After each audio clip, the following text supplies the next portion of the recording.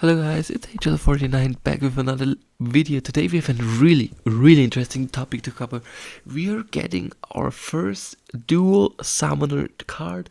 This card is going to be playable with the live and the dev team, a really controversial topic that we are looking at today. But first and foremost, if you like this type of topic, feel free to like and subscribe, and also comment down below what you think about the new card. If you don't want to miss out on a live giveaway, this will be coming on Friday from 8 to 10 p.m. on Twitch. You can find my Twitch here. That's me. We currently have 60 followers and I hope there will be more to go. But now let's look at the stats from the new card, and then we will speculate on what summoners this card can benefit and how we can efficiently use it. So the new card is Suriel. Suriel has 7 mana, 5 archery, 2 speed and 5 health, which is kinda decent stats for a card. It's a little bit expensive, but it's also worth it. You don't forget that we also get the Life Leech, Divine Shield, Rust and Weapons Training ability. So in total we got an mixed up from the dev and the live team. The artwork looks amazing. Like, they really nailed it. It's looking deadly, but it can also be either in Fall Angel or in Death anything. I don't know, I just love the artwork. It looks amazing. You can personally buy this card in 1 week on Tuesday for 80k DC or 40k DC and vouchers. Of course, we posted it in this channel, and as of the looks of it now, it seems decent. It seems like a card that you want to play in reverse rule sets, or in rule sets where range monsters are only used and range monsters can attack from the first position. So this will be the main focus of this card. It's rather slow, so maybe even try to going for reverse speed. And probably not a lot of people will have the money to own it, because 80k DC or 40k DC and vouchers for 1 BCX of any copy of this card will make this a $660 copy for max, and that's a lot, even though I'd love to have one. So now let's look at some summoners that really pair well with those abilities and maybe some monsters. So therefore we take a look at the dev and the live summoners. We will only take a look at regular one. We will start with rares and then we will go all the way up. So basically the most obvious one is a Generous Known. Currently this card is really cheap. You get a max copy for $80, which is close to nothing, so maybe get your hand on that. But overall, summoners that I think are useful from the rare state of the game would be Sloam, that really boosts this card. Mother Kela is helpful to get more health. Turus is helpful to get the shield. We expect a lot of melee Mortis, or we can even go about Ooster, but there's nothing. Like, the only really specific topic card to this would be Sloan, and that's it. If we take a look at the epic summoners, I would always have to say Ilfane because of the return fire and the speed boost. And if we take a look at the legendaries, I would go for an Wraith because it gets the shield and the void, and as you noticed, this card doesn't have any shield, so this will make him a lot tankier.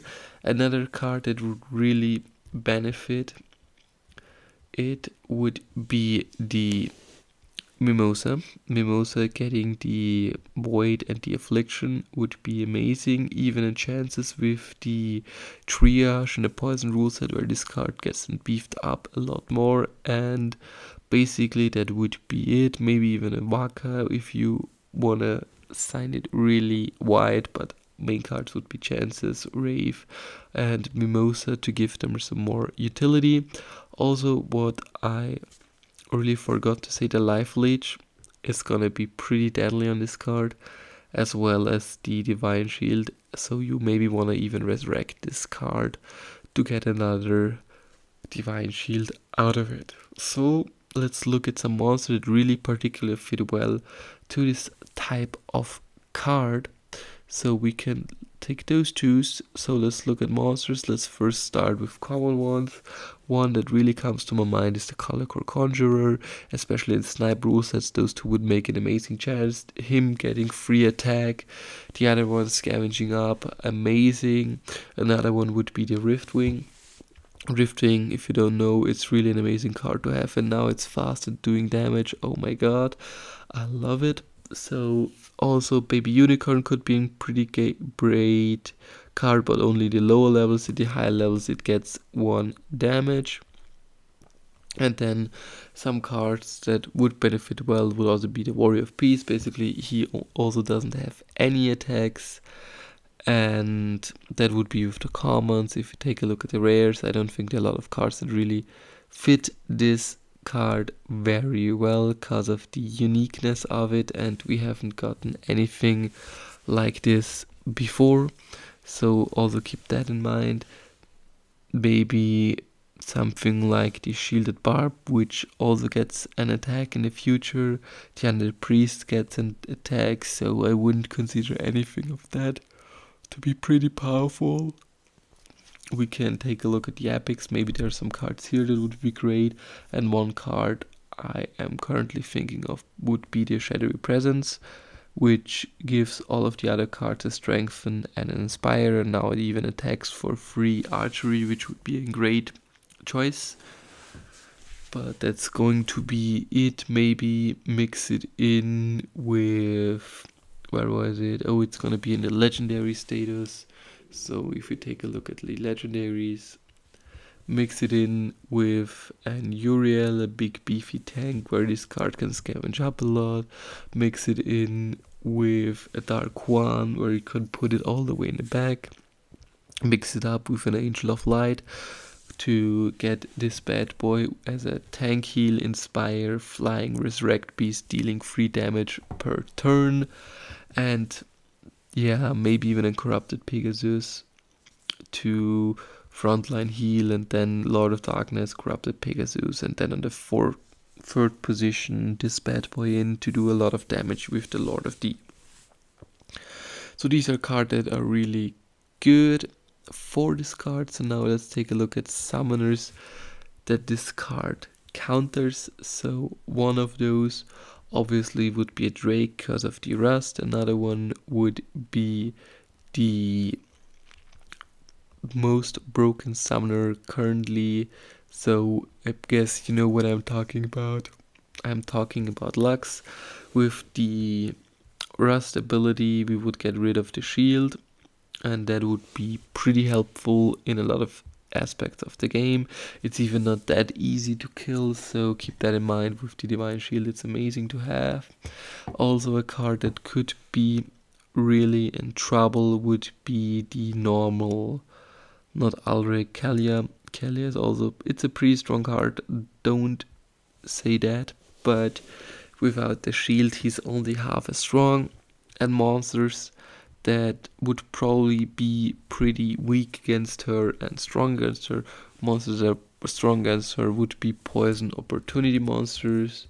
So if we take a look here and take a look at opportunity, we would think about the lurker, we would think about the AC tutor of randomly hitting it as well. Don't forget, it still scavenges up, so that's also something to keep in mind, but you also have to see the pros and cons. Another card that could be great, a card with the shield ability. So shield only does half damage, so it only do 3 damage instead of 5, so it's only healing for 2 then and not for 3. And other cards with a lot of shield would also be pretty good counters. For example, let's talk about the Every High Hungry Skull.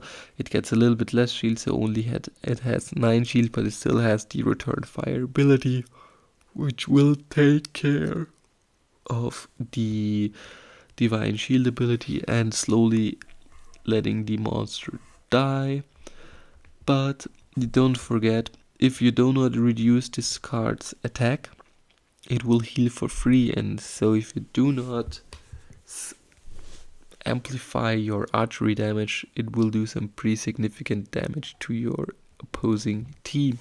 Overall, I think this card is an amazing card to have. I'd love to own one. Maybe I am lucky to try it out once on stream or twice. And basically that's going to be it. I hope you guys enjoyed. If you do, feel free to like and subscribe. And if you do not to forget anything that happens in Splinterlands, join the Discord link down below. Bye.